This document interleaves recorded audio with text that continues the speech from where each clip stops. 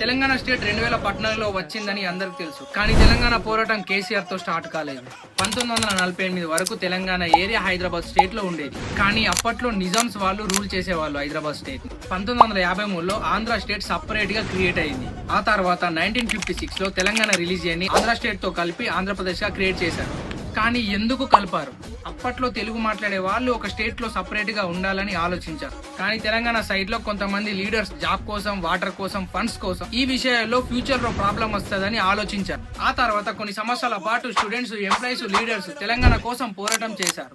వారు ప్రొఫెసర్ జయశంకర్ గారు, కొండా లక్ష్మణ్ బాపూజీ గారు, మీరా చెన్నారెడ్డి గారు, ఇలాంటి చాలా మంది తెలంగాణ కోసం పోరాటం చేసిన వాళ్ళు. ఆ తర్వాత కేసీఆర్ గారు తెలంగాణ మూమెంట్ అన్ని పొలిటికల్ గా బలంగా ముందుకు తీసుకొచ్చారు. చాలా ఇయర్స్ పోరాటం చేసిన తర్వాత 2014 జూన్ 2వ తారీఖున తెలంగాణ అఫీషియల్ గా స్టేట్ గా సపరేట్ అయ్యింది.